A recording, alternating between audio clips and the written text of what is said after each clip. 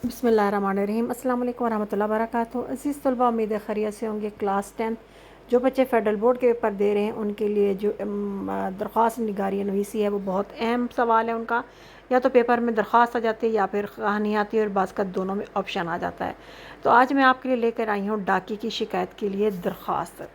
शुरू करते हैं। बाखिदमत जनाब पोस्ट मास्टर अलिफ बे जीम भी लिख सकते हैं और बाखिदमत जनाब पोस्ट मास्टर शहर अलिफ बे जीम भी आप लिख सकते हैं। इसको मज़ीद आगे लिखने की ज़रूरत नहीं, इतना काफ़ी है। फिर उसके बाद थोड़े से गैप पे नीचे वाली लाइन में बगैर लाइन छोड़ लिखेंगे उन्वान डाक की तकसीम के निज़ाम में तातुल की शिकायत।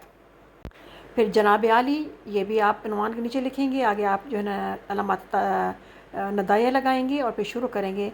अदब से गुजारिश है कि हमारे इलाके में डाक की तकसीम का निज़ाम तातुल का शिकार है, यानी बहुत ज़्यादा ख़राब हालत में है। डाकिया कई के रोज़ अपनी शक्ल नहीं दिखाता, जिसकी वजह से हमारे इंतहाई अहम खतूत बर वक्त नहीं मिलते और कई अहम मामलात पर पेश रफ्त न होने से नुकसान उठाना पड़ता है। लिहाजा डाक के निज़ाम को दुरुस्त किया जाए, मौजूदा डाकियों को ज़िम्मेदारी का एहसास दिलाया जाए या कोई नया डाकिया तयन किया जाए जो डाक रोज़ाना तकसीम करे।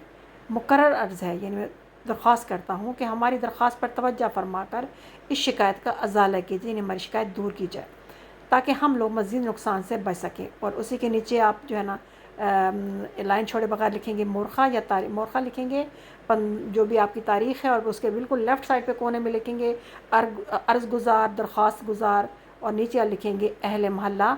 यहाँ ऊपर आपने अगर अलिफ बे जुम यूज़ किया तो नीचे आप हमज़ा छोटी ये बड़ी ये इस्तेमाल कर सकते हैं ताकि आपको जो मज़ीद एक जैसी चीज़ ना है।